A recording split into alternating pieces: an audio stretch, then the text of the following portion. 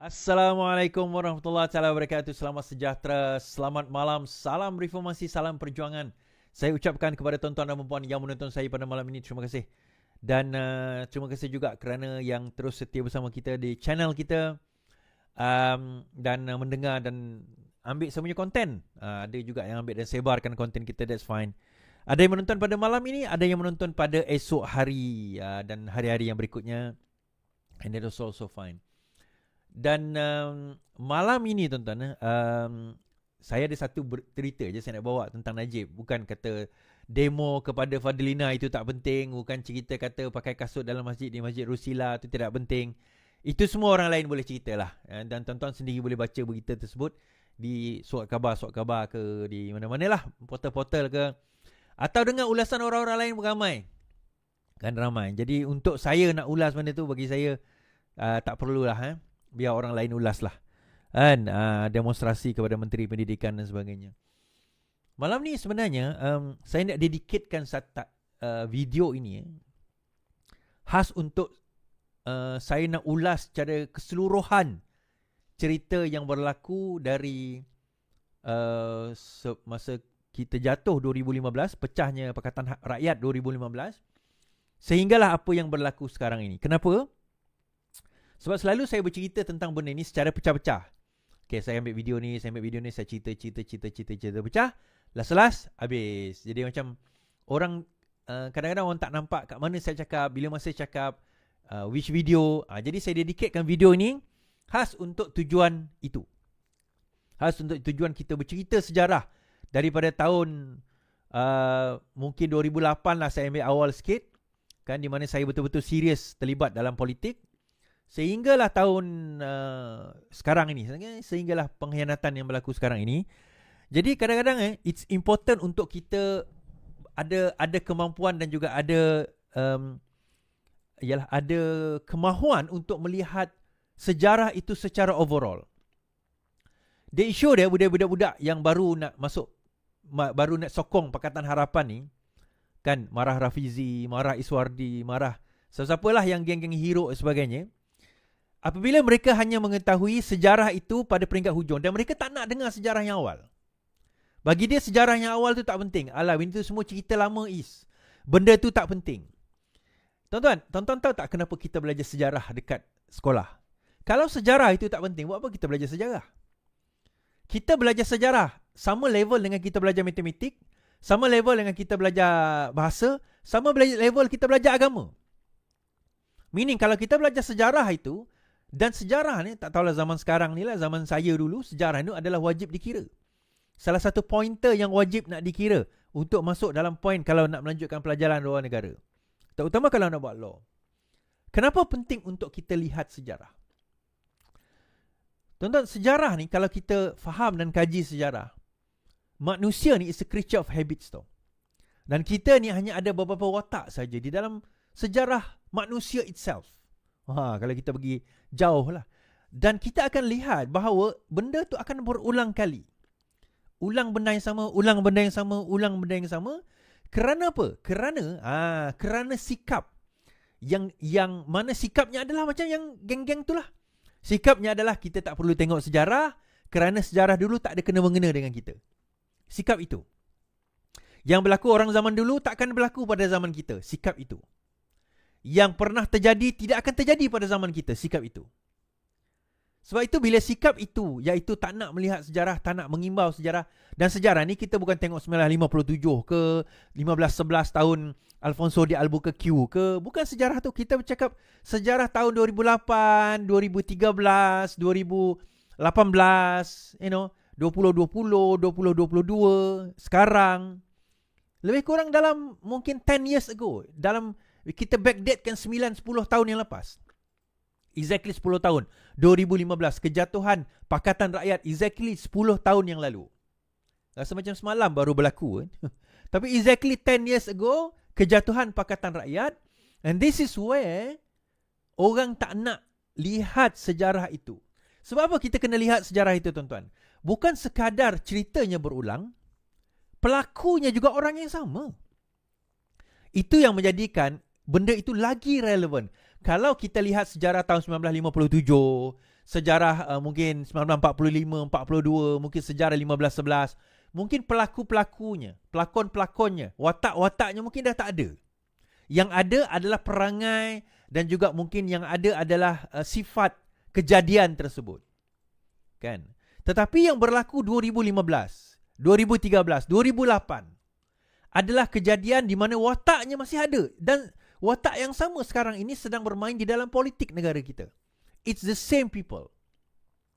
Jadi sebab itu, saya minta, kalau tuan-tuan rasa saya ni anti Hiruk, saya tak suka Rafizi, saya tak suka Hiruk, dengar sejarah ini.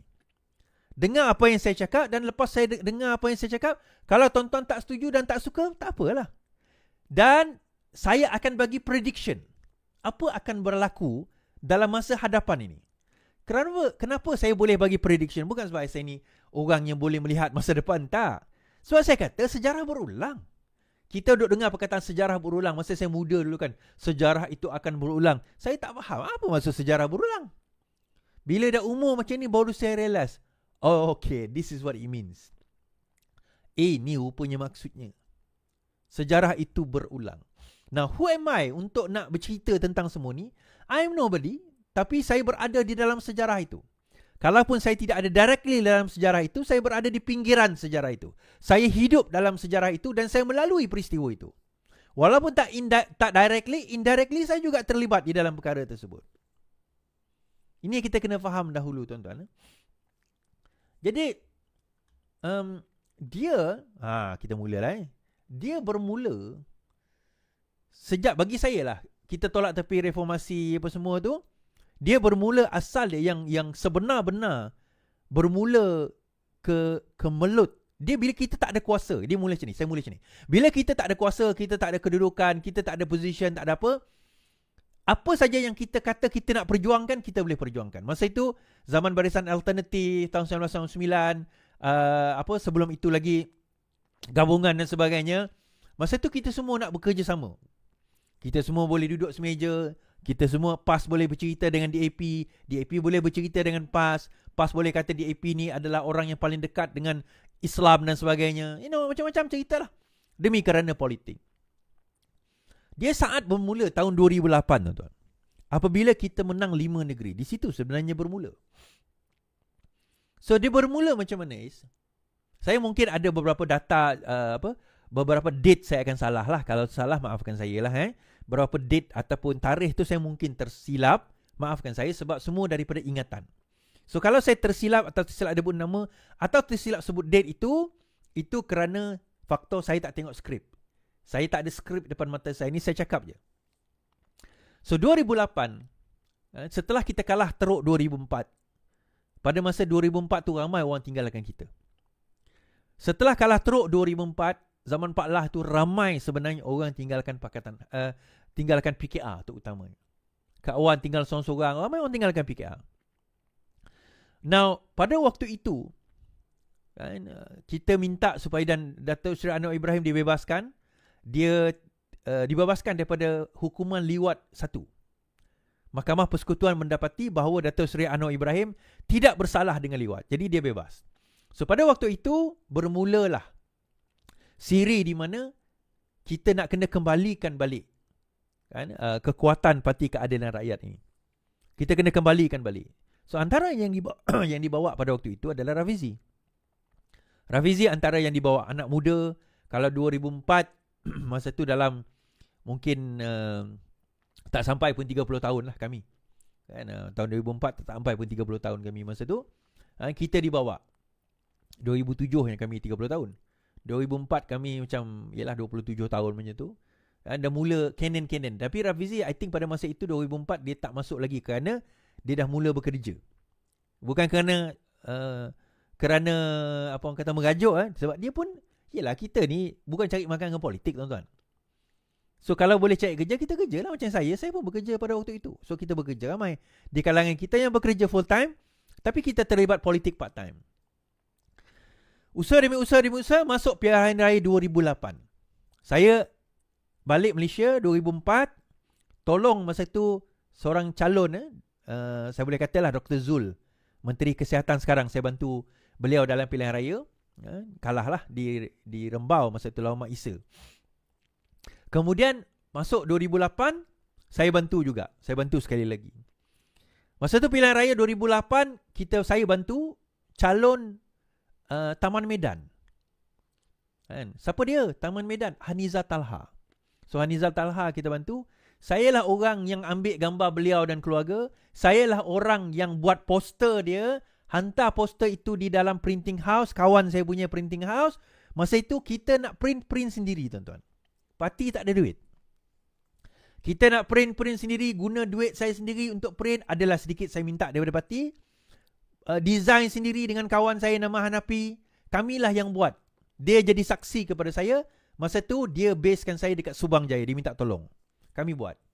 Saya jumpa dengan Haniza, Kak Niza masa tu. Saya kata kita kena bagi title kat dia.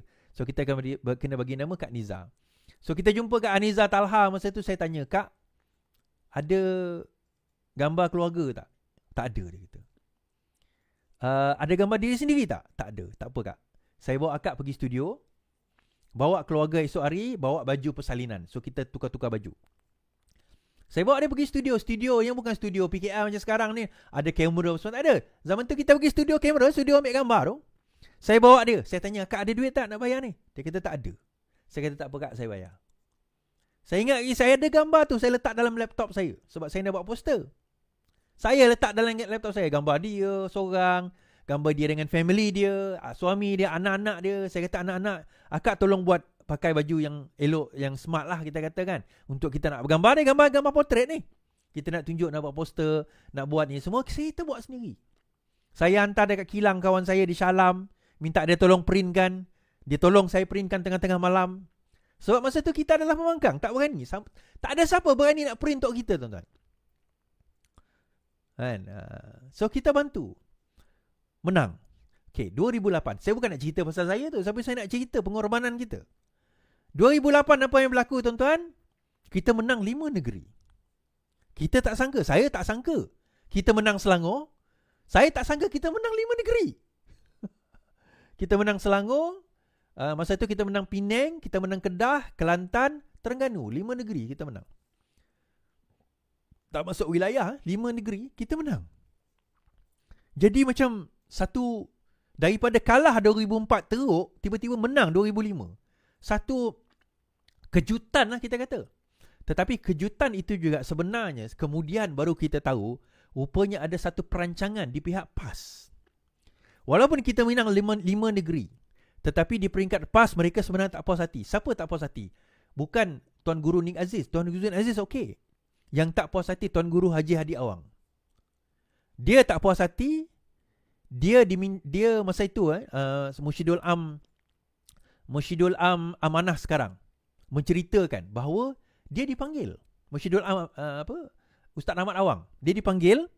I think masa tu dia Perak kot. Kalau tak silap saya, dia dipanggil untuk turun, kemudian jumpa dengan grup ini. Katanya Haji Hadi Awang lah. Dia kata bahawa kamu mesti menyatakan sokongan kepada UMNO. Kita mesti keluar daripada gabungan ini dan mesti menyatakan sokongan kepada UMNO. Sebab masa tu I think dia Majlis Syura Ulama ke, I can't remember. Ada dia punya position. Sorry, I can't remember exactly. Tapi dia ada position. Dia tak setuju. Dia kata dia antara orang yang tak setuju sebab kita dah menang bersama dengan masa itu Pakatan Rakyat. Kita bentuk Pakatan Rakyat. Jadi bila kita menang dengan Pakatan Rakyat, kenapa kita kena khianat? So itu pengkhianatan pertama dalam sejarah kami. Dalam sejarah Pakatan Rakyat itu sebenarnya pengkhianatan pertama. Itu adalah pengkhianatan pertama. Iaitu ada kumpulan, mungkin bukan Haji Hadi, tapi saya rasa Haji Hadi dikatakan dalam statement beliau, Ustaz Ahmad Awang kata bahawa kumpulan itu datang minta dia supaya menyatakan sokongan untuk keluar daripada Pakatan Rakyat dan menyokong UMNO membentuk kerajaan baru. Di negeri-negeri tersebutlah. Negeri seperti Selangor, Perak, terutama Perak. Bukan Selangor, Perak. Tuan-tuan ingat 2009 apa yang berlaku? Apa yang berlaku 2009? Pengkhianatan kan? Kerajaan Perak tumbang. That's what happened. Rupanya benda itu bukan 2009, 2008 dah dah dirancang dan sudah pun diketahui akan berlaku. Okay, so that's what happened. Akhirnya 2009 kerajaan Perak tumbang. Padahal apa yang berlaku dengan Menteri Besar Perak pada waktu itu orang PAS. Kan? YB Nizar nama dia kan? Bekas UK kat dulu. Orang PAS. Tapi dia dikhianat sendiri. Dia khianat, yalah. Khianat masa tu yang lompat PKR. Ada orang PKR, DAP, kena dia dapat duit kan. Okay, betul. Ada pengkhianatan itu berlaku. Tetapi benda itu sebenarnya berkemungkinan sudah diketahui awal. Kita cerita sejarah, sejarah pengkhianatan ya. Kemudian berlaku, okay, 2009 habis, masuk 2013. Kita tak berjaya menang Perak, tapi kita kekal Selangor, Penang, 2013. Kita Selangor, Penang, Kedah kita kalah, tapi I think kita menang Terengganu dengan Kelantan. Kelantan stay. Kan, kita menang, kita stay 4 negeri pada waktu itu kalau tersilap saya. Kita Terengganu menang, ya betul. Again, saya mungkin mix up the dates, but that's okay. That's okay. Dia tak mengganggu jalan cerita saya. So 2013 ada lagi satu peristiwa, iaitu peristiwa antaranya 1MDB. 2013 ni kemudian peristiwa 1MDB ni 2011 meletup. Saya pergi sana sini sebab cerita ni banyak. Kalau kita nak rungkaikan banyak, tapi kita bawa dulu 2011, kita ambil sikit-sikit kenapa signifikan 2011 ni. Dan 2009 tu juga Najib diangkat menjadi Perdana Menteri. Okay, Najib diangkat menjadi Perdana Menteri menggantikan Pak Lah. Kemudian 2011 1MDB meletup. 1MDB ni asal mulanya datang daripada Terengganu, tuan-tuan. Asal mula Jolo ni daripada Terengganu. Tapi sebelum Terengganu dia datang ke Sarawak dulu. Sebab itu Claire Russell Brown pernah cerita kepada saya, the reason kenapa dia tahu pasal Jolo ni, sebab dia selalu follow Jolo ni bila dia tengok Taib Mahmud, dia ada orang tukar kat back dia tahu. Arwah Taib Mahmud. Iaitu Bustari Yusof. Siapa Bustari Yusof? Abang kepada Fadilah Yusof, timbalan Perdana Menteri sekarang ni. Ini kata Claire Russell Brown. Jangan tuduh saya pula. Saya kata. Dan antara projek yang Bustari ni dapat pada waktu itu adalah Pen Borneo. Antaranya. So wherever Bustari ni pergi, wherever Taib pergi, dia ada seorang budak Cina. Dia pelik. Siapa budak Cina ni? Dia follow budak Cina ni. Jolo. Dan daripada Jolo ni lah dia kenal. Jolo ni pergi ke Najib untuk mulakan projek Terengganu. Tapi tak jadi projek tu. Akhirnya dibuat 1MDB. That's what happened. So 2011 itu 2009, 2010 Jolo mula jumpa dia. Berlaku masuk 2011 benda itu meletup. 1MDB ni meletup. 2012, 2013 cerita 1MDB meletup. Tapi kita masih belum menang lagi. Kan kita masih belum menang sebab benda tu belum besar. Pendedahan itu belum besar. So pada waktu itu kita memang ada menyatakan bahawa ada isu dengan 1MDB, ada isu dengan masalah negara.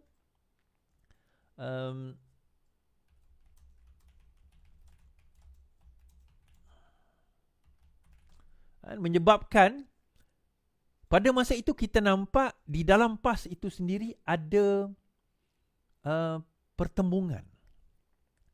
Ada macam seolah-olah tarik tali di kalangan mereka yang pro kepada Pakatan Rakyat dan mereka yang pro kepada UMNO. Claire Russell Brown mendedahkan dalam laman web mereka bahawa PAS menerima lebih 90 juta daripada UMNO pada tahun 2016. Dakwaan daripada Claire Russell Brown. Dakwaan itu berlaku. So, dan of course dia tidak diterima lah. Point is, pada waktu itu sebelum kita masuk 2016, 2013-14 tu dah mula riffle, dah mula ada pergeseran, tapi masih tak kuat lagi. Tetapi pergeseran paling kuat berlaku pada tahun 2014. Pada masa itu adalah langkah Kajang, tuan-tuan. Okay, langkah Kajang. Kita kena faham langkah Kajang ni ada cerita dia sendiri. Ada cerita dia sendiri. Dia berlaku pada akhir 2013 selepas kita menang Selangor, second penggal. Pada masa itu ada masalah dengan Tan Sri Khalid Samad. Tan Sri Khalid. Cara pentadbiran Tan Sri Abdul Khalid Ibrahim. Khalid Ibrahim kan Khalid Samad, Khalid Ibrahim. So masa itu satu gerakan diwujudkan dinamakan Langkah Kajang. Dan ada orang kata langkah ini Rafizi lah yang mencetuskan. Langkah ini tak akan berlaku kalau Anwar Ibrahim tak suruh. Kalau Kak Wan tak suruh. Mustahil Rafizi boleh buat benda ni di belakang Anwar Ibrahim. Tak. Langkahnya apa? Mudah tuan-tuan. Kita kena turunkan Tan Sri Khalid, gantikan dengan Anwar Ibrahim sebagai Perdana Menteri. Itu langkah dia. And langkah itu memang diterima. Kan? Langkah itu memang diterima. So asal dia ialah pada langkah itu pada Januari 2014, Adun Kajang, Lee Chin Cheng meletak jawatan tanpa sebab yang jelas dan berlaku PRK Kajang. Kan, berlaku PRK Kajang. Okey. Niat dia Anwar bertanding di Kajang, menang jadi Adun, kemudian jadi MB. Jadi bila dia jadi MB, nampak nanti dia sebagai menteri besar yang bagus sebagainya, calon Perdana Menteri. That was the intention. Namun perbicaraan Datuk Seri Anwar Ibrahim dipercepatkan dan akhirnya pada 7 Mac 2014, Datuk Seri Anwar Ibrahim dijatuhkan hukuman dan dipenjarakan 5 tahun. Ini 2014. Disebabkan oleh itu, kita dah tahu mengarah ke arah bersalah, kita tak boleh letak dia jadi calon. Jadi pada 23 Mac, sebelum 23 Mac, pada Mac itu, sebab 7 Mac tadi dia didapati bersalah tau. So Datuk Seri Anwar Ibrahim tak boleh bertanding jadi calon. So pada Mac tersebut diletakkan Kak Wan sebagai calon bertanding di Dun Kajang. Ni kena faham cerita ni. Okey, kita boleh letak. Rupanya bukan dalam PAS saja ada pergaduhan, dalam PKR pun ada pergaduhan. Pergaduhannya apa? Pada waktu itu Azmin bercita-cita nak jadi presiden, timbalan presiden. Dia timbalan presiden dan bercita-cita nak jadi presiden. So bila Datuk Seri Anwar Ibrahim masuk ke dalam penjara, itulah peluang dia untuk nak jadi presiden. Nak jadi presiden, dia mesti jadi menteri besar dahulu. Sebab masa tu Kak Wan diangkat sebagai presiden. Memang Kak Wan presiden pun. Datuk Seri Anwar Ibrahim sebagai ketua umum. Kalau Kak Wan bertanding dan menang sebagai menteri besar,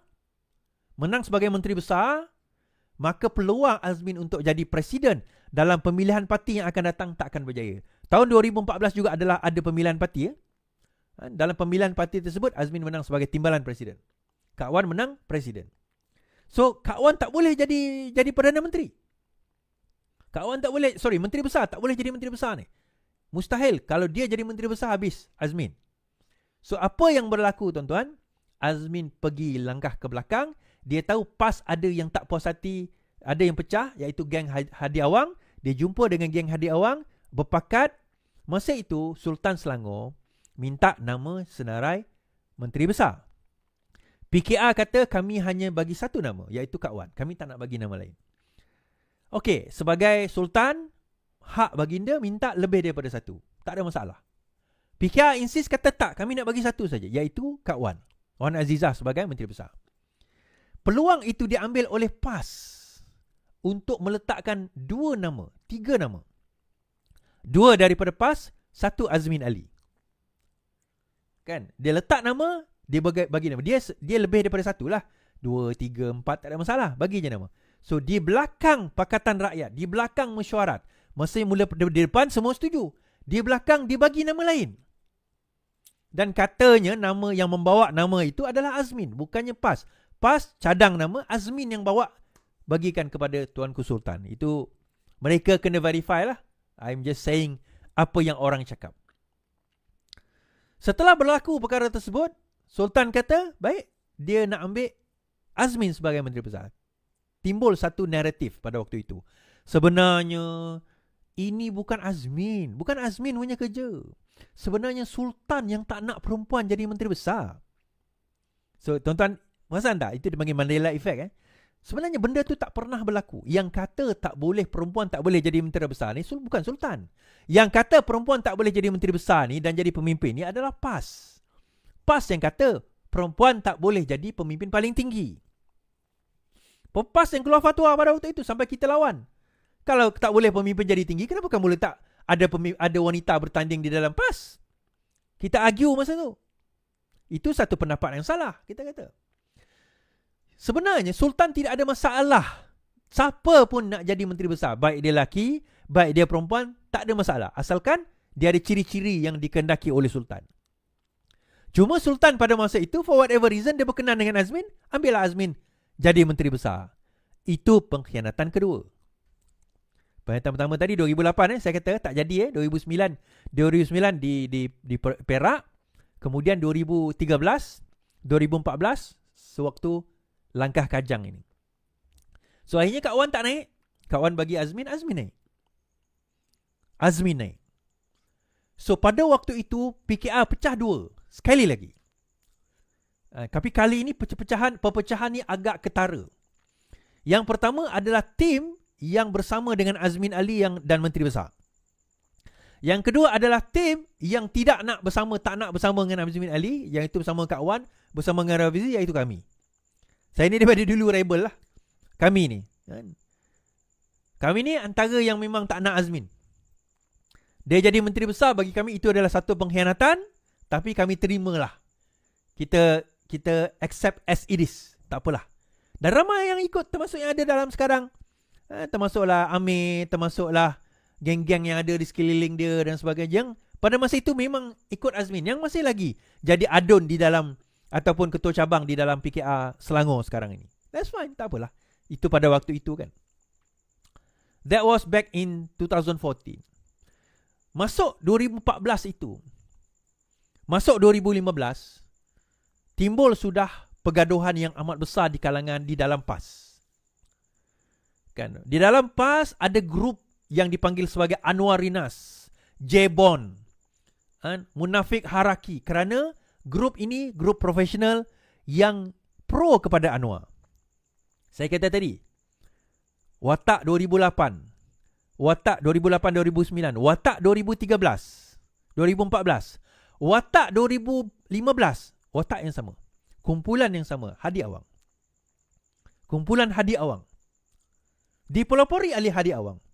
2015 ada satu grup Hadi Awang dan grup bukan Hadi Awang. Dan pada waktu itu, tim Hadi Awang inilah yang dikatakan menerima wang.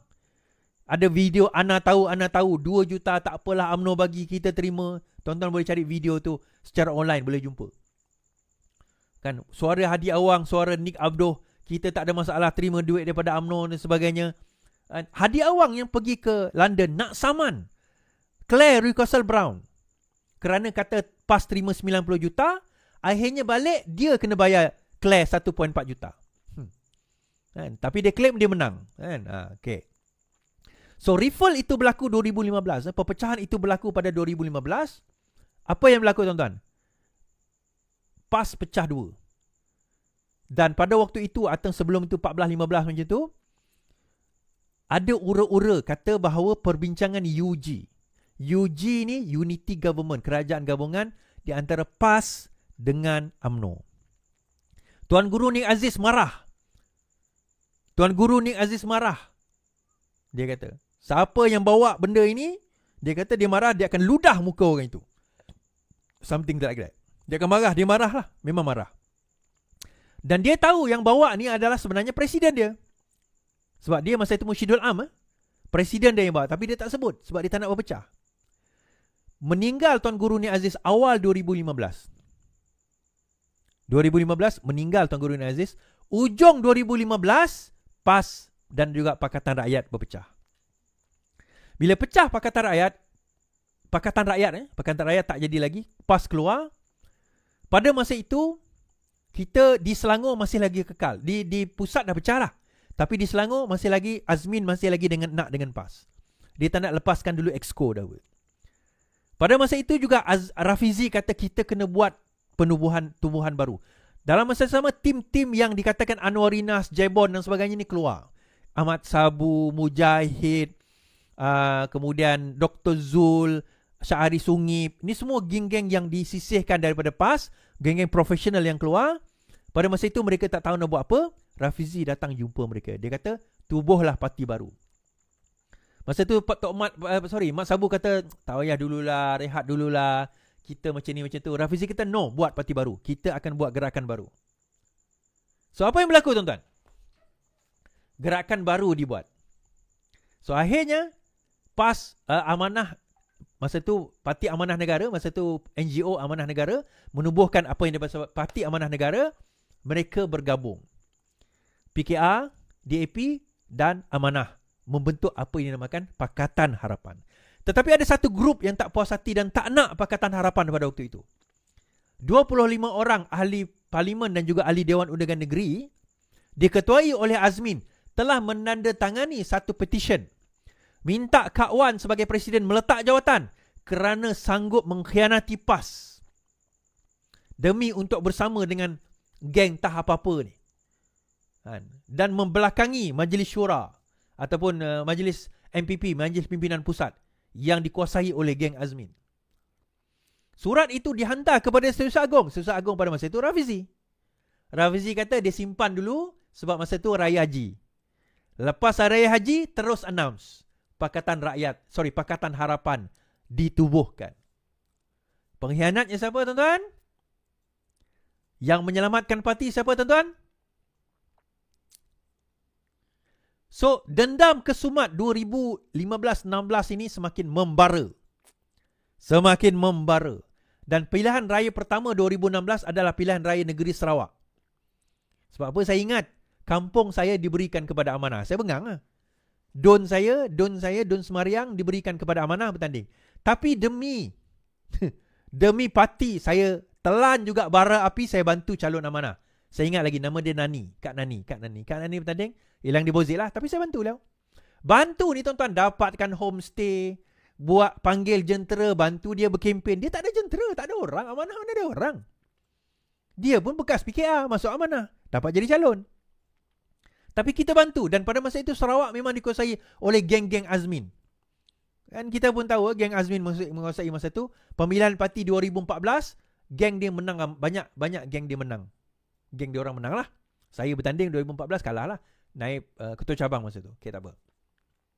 So when that happened, 2016 PRU yang pilihan raya negeri Sarawak yang pertama untuk Amanah kalah. Tak apa, habis. So 2016 itulah mula Rafizi buat Invoke. Kenapa kena buat Invoke, tuan-tuan? Invoke ini dibuat sebab pada masa itu kita sedar di dalam parti dikuasai oleh geng Azmin. Geng Azmin ni takkan nak, diorang takkan mahu Rafizi ni bawa kemenangan dengan cara dia. Azmin kata kita boleh dengan kempen kita, cara kita. Bagi Rafizi tak, itu bukan cara dia. Apa yang Azmin buat sekarang ni takkan memenangkan parti. So dia kata kita buat Invoke. So Rafizi start buat Invoke, start buat kempen, jelajah dan sebagainya. Guna duit sendiri, guna duit yang dikutip daripada kita semua, termasuk saya. Kita ada bagi contribution, ada dinner, fundraising sebagainya. Kita bagi duit, contribute. Bila pas kita bagi duit, contribute dan sebagainya, dia pun berkempen. Ramai yang volunteer. Saya rasa yang menonton saya pun, siapa yang volunteer? Angkat tangan, tulis saya volunteer. Tulis kat situ. Saya pernah jadi orang Invoke. Saya pernah jadi pacar Invoke. Saya pernah berkempen untuk Invoke. Coba tulis kat komen. Siapa yang pernah Invoke? Pernah bersama Invoke. Kita pun pergi tolong, bantu. Pada 2016, Invoke ini dia buat kajian. Invoke ni bukan sekadar kempen, dia buat kajian. Sebab ada orang jumpa Rafizi, orang inilah yang membantu kemenangan Obama. Dia datang jumpa Rafizi, dia bagi tahu teknik macam mana nak menang. Ini kaedah-kaedah dia dengan cara research data. Masa tu tak ada AI, tak ada data analitik, tak ada algoritma. Rafizi dah mula buat algoritma, tuan-tuan. Adalah algoritmanya tapi taklah secanggih sekarang. Masa tu kita kalau algoritma ni Facebook, YouTube, adalah algoritma. Tapi Rafizi dah mula belajar tentang data, dah ada sistem, dia implement. Masuk 2017, pada waktu itu kita rasa boleh kempen tapi kena bergabung dengan Bersatu. So ada geng yang mana 1MDB dia orang tak setuju semua, termasuk Muhyiddin Yassin dia orang keluar, dia tubuhkan parti nama Bersatu. Ada yang tak puas hati daripada PAS macam Wan Saiful, Wan Jan keluar, I think Wan Ahmad Faizal pun tak berhati keluar, masuk Bersatu, dia orang bergabung kita membentuk Pakatan Harapan. Pakatan Harapan Bersatu pun join Pakatan Harapan 2017. Kita berkempen. Pada saat akhir Rafizi kata, mengikut kajian dia di dalam Invoke, kita boleh menang PRU ke-18 ini. Azmin kata, kita tak boleh menang. Tapi kita boleh menang Selangor, PRU kita tak boleh menang. Najib kata, kita menang besar 2/3 di dalam PRU ke-13 ni. Ke-14 ni. Ke-14 PRU 14 ni kita akan menang besar 2/3 kata Najib. Azmin kata, Merdeka Center kata tak boleh menang. Kita menang beberapa negeri macam kita berlaku 2013. Rafizi kata no, kita boleh menang 116 kursi. 114 kursi. 114 kursi. Kita menang 116 tuan-tuan. Kita perlu untuk menang 112. Dia kata Rafizi kata 114 kita menang. Pada masa itu kita menang 116. Rafizi cari modal. Yang tak ada dana dia bagi duit. Kak Wan gadaikan rumah segambut 14 juta masa tu. Untuk bagi bantu kempen pilihan raya. Nasib baik menang. Kalau kalah, bankrupt Kak Wan. Dan pada masa itu tidak disangka. Disitulah bermulanya satu pertembungan yang besar. Yang mula daripada kecil-kecil pertembungan besar, iaitu pemilihan parti. Setelah kita menang tuan-tuan, pada Mei 2018, Rafizi lah yang menggerakkan langkah untuk nak mengeluarkan Anwar Ibrahim, mendapat pengampunan. Yang tak nak pada masa itu, yang nak delay Azmin. Masa itu ada berlaku beberapa benda, beberapa peristiwa berlaku. Antaranya adalah Azmin realise bahawa geng-geng Rafizi ni dah mula mendapat jawatan menteri-menteri. Masa tu yang bersama dengan Rafizi, Nurul Izzah Nurul Izzah tak ada jawatan masa tu. Fuziah Saleh, Saifuddin Nasution dan geng-geng itulah yang bukan tim Azmin lah. Senang cerita bukan tim Azmin, dah mula mendapat jawatan menteri. So Azmin rasa tak boleh jadi ni. So Kak Wan masa tu dilantik timbalan Perdana Menteri. So Kak Wan bagi list senarai siapa yang nak dilantik senator dan sebagainya. Azmin rasa ini mati kita kalau sebagaimana menteri besar dulu, kalau Kak Wan naik ni mati kita. So kita kena letak orang kita. So dia jumpa Mahathir. Dia tak angkat sumpah jadi menteri besar. Dia angkat sumpah sebentar, sekejap. Kemudian dia naik jadi menteri ekonomi. Dan jawatan itu diwujudkan khas untuk dia. Padahal menteri ekonomi sebelum itu memang di bawah Perdana Menteri. Di bawah EPU Ekonomi Perancangan Unit EPU. Memang di bawah JPM. Memang di bawah Perdana Menteri. Tetapi dikeluarkan khas. Dan menteri ekonomi zaman Azmin paling powerful. Petronas bawah dia, Felda bawah dia, banyak agensi-agensi yang buat duit, khazanah bawah dia, diletak di bawah Menteri Ekonomi. Sedangkan Menteri Keuangan pada waktu itu jadi policy maker saja. So naik Azmin, naik Zuraidah, naik geng-geng Azmin Ali ni yang melalui pintu belakang. Dan saya dengar yang tukang operatornya adalah Ten Chua, tukang hantar list tu. Wallahualam, betul ke tak betul, Ten Chua kena bagi tahu lah. Dia yang hantar list kepada Mahathir. Ni nama-nama tim Azmin. Dan pada masa itu Mahathir tahu. Dan Mahathir ni orang paling licik bermain pecah dan perintah. Dia tahu kalau dia pecahkan PKR, dia orang selama-lamanya takkan kuat. So kita letak Kak Wan punya grup, kita letak Azmin punya grup, bagi jawatan. Pengkhianatan ke berapa tuan-tuan? Pengkhianatan ke 3. 2008 2009. Kemudian 2014 kan. Kemudian 2014 Menteri Besar. Kemudian yang ini, betul lah yang ketiga. Yang ketiga dah. Menteri Besar, kemudian Menteri Ekonomi. Pada masa itu Azmin hand over Menteri Besar itu kepada siapa? Amir. Dia bagi kepada Menteri Besar sekarang, Amiruddin, sebagai Menteri Besar. Dia muda masa tu jadi Menteri Besar. Terkejut orang. Terkejut perut. Budak ni budak muda, tapi dia budak Azmin. Memang kawan Azmin, kawan baik. Okay, habis cerita tu. Berlaku pemilihan parti. Anwar dah keluar ni. Anwar berjaya keluar. Dan pemilihan parti itu, dalam tempoh bila masa Anwar dah keluar, dah pergi tengah-tengah mendapat rawatan, pemilihan parti akan berlaku. So pada waktu itu Rafizi mengatakan dia tak nak jadi Setiausaha Agung lagi, dia nak bertanding timbalan Presiden. Sebab cita-cita dia adalah untuk memastikan dia tak boleh bertanding. Kita kena ingat 2018 Rafizi tidak bertanding di Parlimen kerana dia ada kes 1MDB dan sebagainya. Dia korbankan dan dia bagi kerusi dia, pandan itu, kepada Kak Wan. Ni saya kena sebut ni. Kerusi itu dia bagi Kak Wan kerana, dan Kak Wan adalah timbalan Perdana Menteri. Dia bagi kerusi itu kepada Kak Wan. Dan pada masa itu dia kata kita nak kena pastikan dia jadi timbalan Presiden, Anwar jadi Presiden, supaya parti kuat untuk kita kekal menang PRU ke 2025. Dia dah tengok dah 2023. 2023 dia dah tengok dah. Untuk pilihan raya 23. So kita kena buat sekarang. Kukuhkan parti. Tapi Azmin tahu lagi. Pengkhianatan keempat. Bahawa kalau sekiranya dia kekal sekarang ini tanpa ada jawatan timbalan presiden. Kan? Tanpa ada jawatan yang tinggi lah, 2 lah. Presiden atau timbalan presiden. Dia habis. Dia sekarang jawatan dia adalah timbalan presiden. Takkan dia nak turun. Tapi takkan dia nak lawan dengan Rafizi. Rafizi ada kekuatan. Dan kalau dia setakat lawan dengan Rafizi, tak guna. So pada masa itu kita pun tak tahu Kak Wan bertanding ke tidak jawatan presiden. Ataupun Anwar yang akan bertanding. Sebab Datuk Seri Anwar baru keluar kan. Jadi kita assume mungkin dia nak rehat dan sebagainya. Wartawan pun tanya. Dia kata dia pun tak decide lagi nak bertanding atau tidak. So pada masa itu kita dengar satu berita. Kalau Kak Wan bertanding presiden, Azmin akan lawan presiden. Kalau Kak Wan bertanding presiden, Azmin akan lawan presiden. Timbalan, sama ada Samsul Iskandar, mungkin akan bertanding timbalan. Dan dengarnya Samsul Iskandar lah yang akan bertanding timbalan pada waktu itu. So at that time, dengar cerita, Azmin pergi jumpa dengan Datuk Seri Anwar Ibrahim sewaktu beliau tengah mendapat rawatan, minta supaya Datuk Seri Anwar Ibrahim tak bertanding presiden. Bagi dia peluang bertanding presiden. Datuk Seri Anwar Ibrahim kata, no, saya akan bertanding presiden. So Anwar pun bertanding presiden. Dan akhirnya penyerahan borang masa tu bukan online, masih pakai borang manual. Pukul dia kata ceritanya, petang itu Azmin ada 2 borang. Satu borang bertanding presiden, satu borang bertanding timbalan presiden. Ini 2018. Samsul pun katanya ada 2 borang, iaitu timbalan presiden dan naib presiden.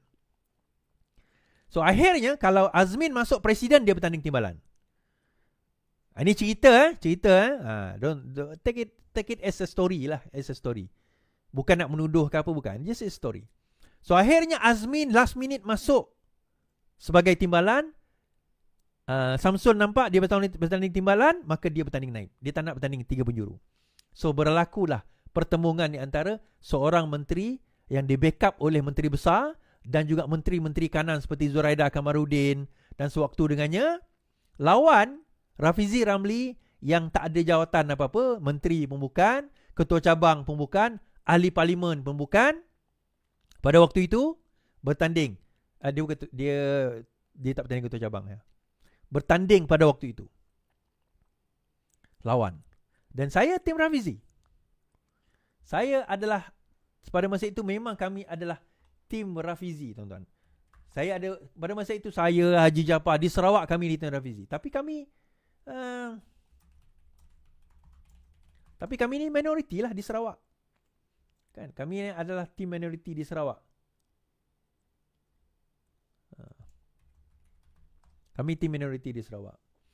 Tapi tak apalah. That's what happened.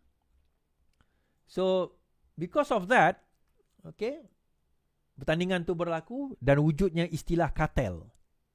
Kita sebut Azmin ni sebagai kartel. Dan ramai yang benefit daripada kartel Azmin. Kami ni bukanlah kartel. Kami tim yang tak ada apa. Kami memang underdog gila, tuan-tuan. Duit tak ada. 2018 1 sen. 1 sen pun saya tak dapat daripada Rafizi. Dia nak suruh kita bertanding ni, tolong dia. Tapi 1 sen pun dia tak bagi duit. Lillahi ta'ala, saya kata.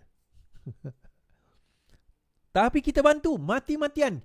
Kita naik daripada Santubong sampai ke Lawas. Kempen untuk undi Rafizi. Dia kalah dengan Azmin, beza 2,000 lebih je undi masa tu. Dan sepatutnya ada kiraan semula, tapi Rafizi kita tak payahlah. Bagilah dia menang. So akhirnya dia menang lah. Azmin menang.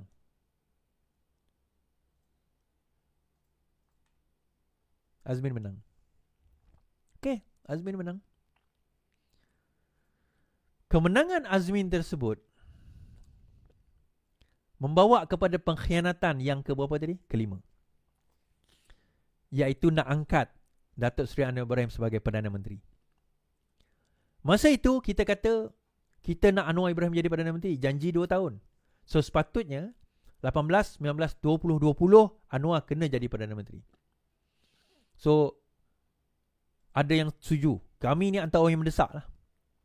Tapi ada yang tak setuju. Antaranya Azmin Ali. Pengkhianatan yang kelima. Syed Saddiq tak setuju. Kita bagi sampai habis penggal. Mahathir kata sampai APEC, sampai itu, sampai ini. Semualah. Zuraidah dan the gang. Azmin, Zuraidah, Ali Biju and the gang ni semua ni. Geng-geng pengkhianat ni semua kata no, kita kena kekalkan Mahathir. Jangan bagi Anwar. So dia tahu once Anwar kekal jadi Perdana Menteri, susah dia orang. Kan? Susah dia orang. At the same time, pada tahun 2019, Rafizi decide untuk bercuti kerana dia nampak bahawa apa yang gagasan yang sepatutnya dibawa tidak dibawa oleh kerajaan ini. Dan pada waktu itu, parti lebih nak dengar cakap Azmin and the gang berbanding dengan apa yang dia nak beritahu. So, Rafizi kata kalau macam ni tak apalah. Sebab semua nak, semua nak kompromi dengan Azmin. Semua nak kompromi dengan Azmin. Semua nak kompromi dengan Azmin. Sebab dia menteri. Dia ada pegang, takut nanti jatuh kerajaan dan sebagainya. Semasa tu kita fragile kan, 116. So, semua takut. Semua takut nak lompat. Ada takut peristiwa 2009 itu berlaku lagi. So, Rafizi kata macam ni lah. Daripada dia kacau, dia buat komen yang bukan-bukan, baik dia bercuti. So, dia bercuti. Dia pun bercuti. 2019, saya cerita. Di belakang, restoran belakang Istana Negara. Ada satu restoran. Masa tu Rafizi jumpa dengan semua kami. Termasuk saya. Termasuk masa tu pemimpin-pemimpin yang pro dia. Termasuk Roziah, saya ingat. Nurul pun ada. YB Tio, Miri pun ada masa tu. Ramai. Dan Rafizi pesan macam ni. Dia kata pilihan raya yang akan datang 2023 adalah pilihan raya siapa yang boleh menang social media. Jadi korang kena menguasai social media. Kena buat social media. Kena buat jaringan. Pada masa itu wujudnya Celcom. Dan saya adalah antara orang yang mewujudkan Celcom dan buat modul Celcom sebelum kena take over oleh orang lain. Itu ada cerita dia. So saya buat. Dan saya buat live masa tu. Saya adalah orang yang mula-mula buat live 2019. Tapi saya buat live sebab saya tak reti kan. Saya pun tak pandai masa tu start dengan Facebook. YouTube tak ada live lagi masa tu kalau tak silap saya. Kalau ada pun dia beta, masih lagi dalam early stage. Kan, tapi Facebook dah ada. So dah ada live apa semua. Saya dah mula buat tapi sekali-sekala, bukan macam sekarang tiap-tiap hari kan, sekali-sekala, seminggu sekali. Masuk ujung 2019 saya dapat tahu bahawa akan berlaku pengkhianatan. Masuk 2020 di Sheraton, saya fast forward di Sheraton, saya dapat WhatsApp, bukan WhatsApp. Saya dapat messenger daripada orang yang kerja di Sheraton. Mesej saya, dia kata, "Bang, saya selalu follow abang punya posting dan juga tengok abang punya video. Saya nampak pelik ni bang. Dia ambil gambar, kan biasa kalau kat hotel ada conference kan ada TV tu kan. Perhimpunan macam mesyuarat bersatu. Tapi kat sebelah ni mesyuarat Azmin Ali.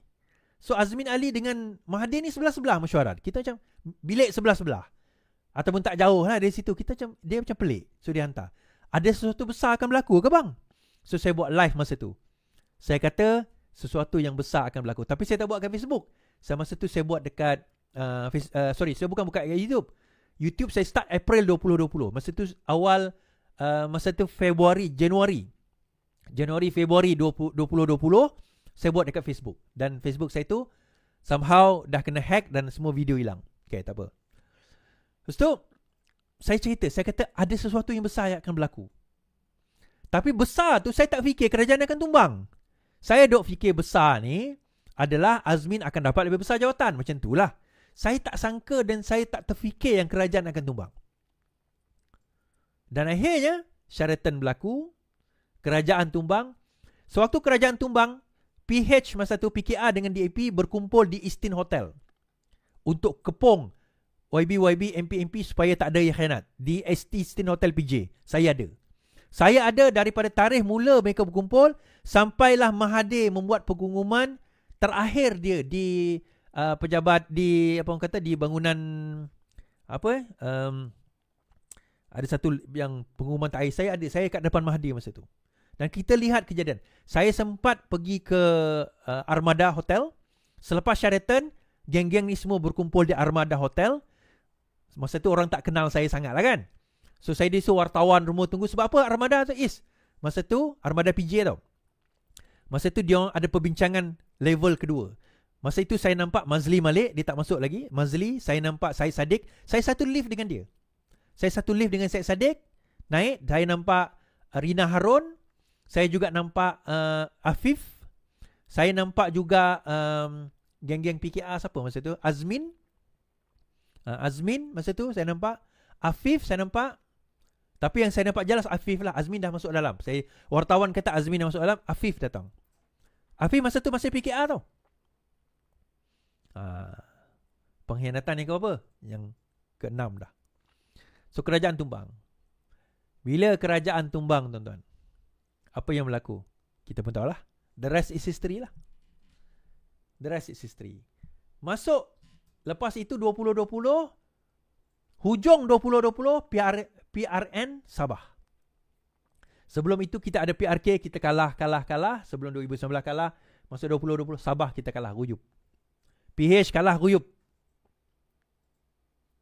Rafizi tak ada. Masuk 2021 Melaka guyup. Johor guyup. Sarawak guyup. Habis. Saya digantung masa PRN Sarawak.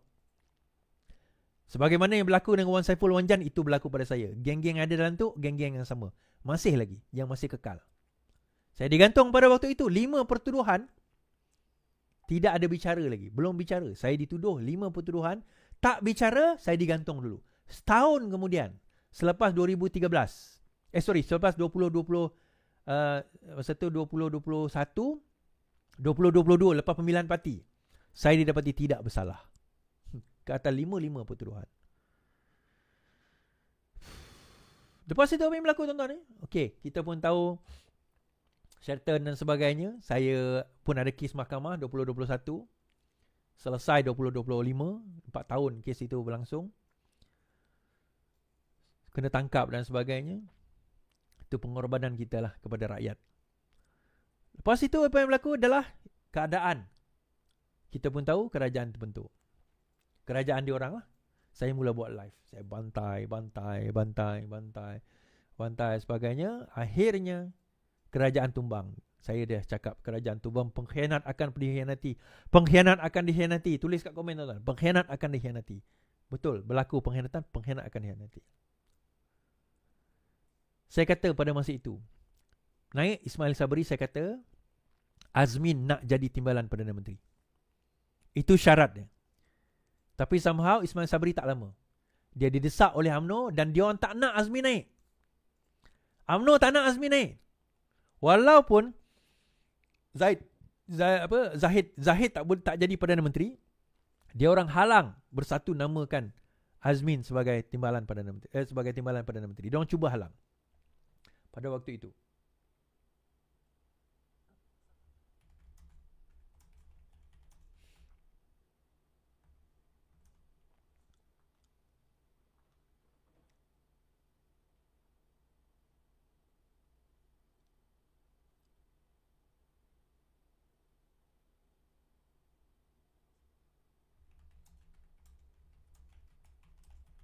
Kan? So dia orang nak, sebenarnya Muhyiddin Yassin nak push Azmin jadi timbalan Perdana Menteri, tapi dihalang oleh antaranya UMNO. UMNO tak nak. Sebabnya adalah, dan PAS juga, sebab Azmin ada kes. Azmin ada kes. Okey, tak jadi pilihan raya berlaku. Sewaktu nak pilihan raya, ramailah yang mula mencakap, desar, Is bawalah Rafizi balik. Is bawalah Rafizi balik. Is bawalah Rafizi balik. Is bawa Rafizi balik. Saya kata macam mana saya nak bawa, saya pun tak boleh nak kontak dia. So akhirnya 2022, sebelum pilihan raya, masa tu pemilihan parti, Rafizi balik. Dia bertanding timbalan presiden. Tapi dia tak fokus timbalan presiden, dia bawa Ayuh Malaysia. Dia fokus kepada pilihan raya. Dia bawa gelombang di kempen dan sebagainya. Ayuh Malaysia tetap berjalan. Maksudnya pemilihan parti tetap jalan dan dia menang lawan Saifuddin. Ramailah orang kutuk dia dalam PKR. Bercuti lah apa. Saya kata kau kutuk bercuti, kau buat apa? At least masa dia bercuti, dia balik, dia buat kerja, menang. Masa kau tak bercuti pun kau boleh buat apa? Parti pun lemau. Pilihan raya pun banyak kalah. Saya kata saya silap itu. Betul. Johor 1 kursi je kita menang. 1 kursi je DUN kita menang di Johor. Masuk pilihan raya kita menang sampai separuh parlimen di Johor. Nampak beza? Nampak beza? Ke korang tak sedar lagi? Ke korang rasa dengan kuasa korang ada sekarang, korang boleh menang lepas ni pilihan raya? Dengan kedudukan yang korang ada sekarang, kau ingat rakyat akan pilih kau? Kalau kempen tak ada, rasa malas, lepas tu tak tahu nak buat apa, perancangan ke laut, strategi pun tak apa-apa. Balik-balik cerita benda yang orang tak minat nak dengar. Lepas tu expect nak menang. Lepas tu tunjuk kat bos, tengok bos kami dah buat benda ni. Perdana Menteri, dapat Perdana Menteri komen, semua generik, malu lah dapat Perdana. Kita malu presiden kita upah orang untuk buat AI, tulis komen macam tu. Malu baik. Sekurang-kurangnya teruk-teruk Najib dulu, dia tak buat macam tu, dia setakat beli like je. Komen dia tak buat, komen orang komen. Malu baik. So menang pilihan raya. Bila menang pilihan raya 2022, apa berlaku tuan-tuan? The same thing happen again. Sejarah berulang. Sejarah berulang kembali. Tapi di dalam bersatu, pengkhianatan ke-6 berlaku. Azmin masuk. 6 sudah pengkhianatan. Yang macam kita cerita tentang Wan Saiful, tentang Hamzah Zainuddin, tentang apa semua. Ini cerita yang sama. Apa yang saya bawa dengan Azmin, saya kata cerita yang sama yang berlaku masa kami dalam PKR. Tuan-tuan, kan saya kata Azmin ni pemalas. Strategi dia guna strategi yang lama.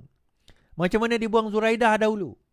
Zuraidah ni sebenarnya, to be honest with you lah, she was a very good women leader sebenarnya. Dia sangat bagus.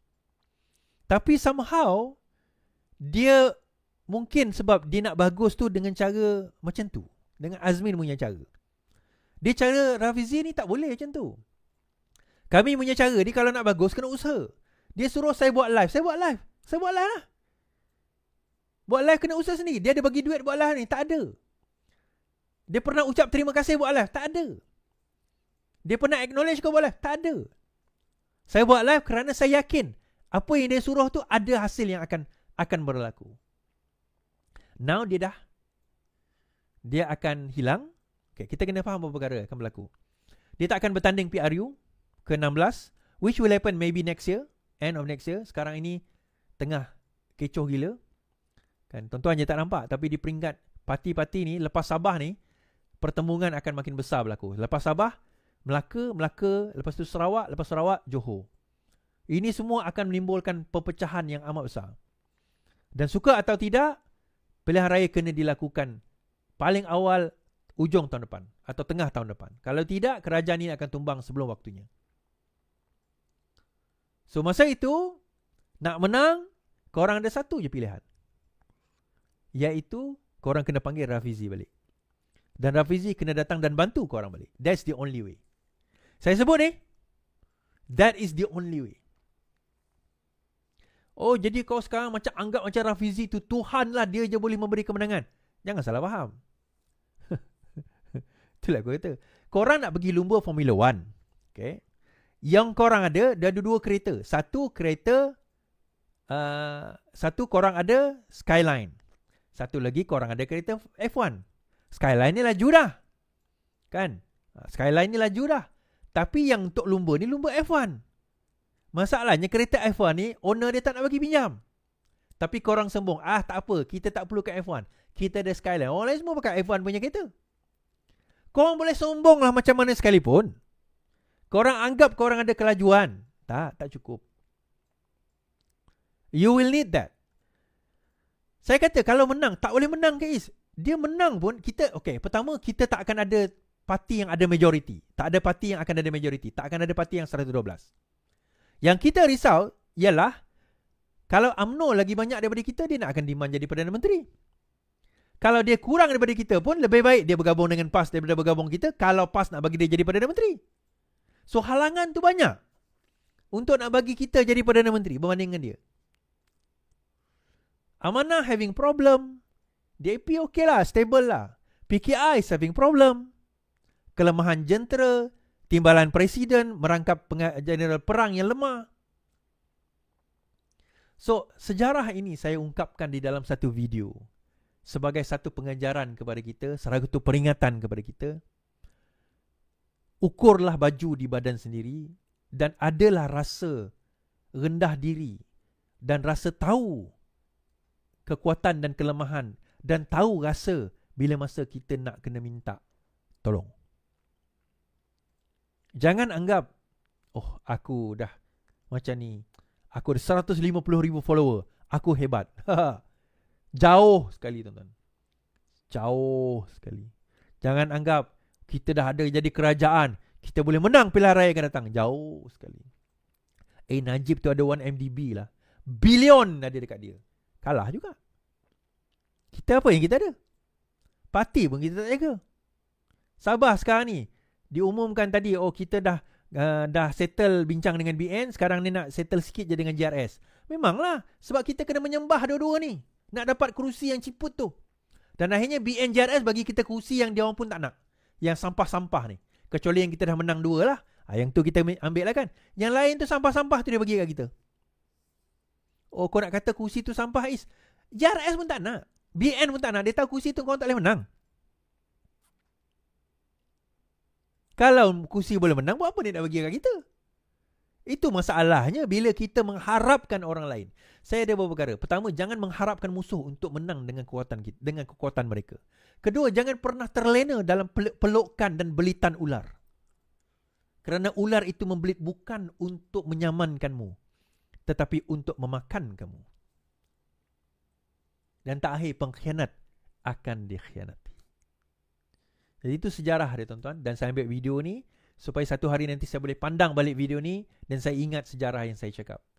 Dan mungkin lepas PRN Sabah ni saya akan buat satu video. Mungkin selepas PRU nanti saya akan buat satu video selepas, iaitu part 2 selepas PRN Sabah. Lepas PRU nanti kita akan tengok. So apa akan berlaku? What's the future is? Rafizi tak akan bertanding pilihan raya umum. Jangkaan saya lah, jangkaan saya. I might be wrong. PRU ke-16 dia tak akan bertanding. Pemilihan parti 2028 dia tidak akan bertanding. So parti ini akan berada di dalam keadaan yang sangat lemah. So adakah Rafizi akan buat parti sendiri? Okay, itu saja daripada saya. Sekian, selamat malam, selamat beristirahat. Yang penting, lawan tetap lawan. Assalamualaikum.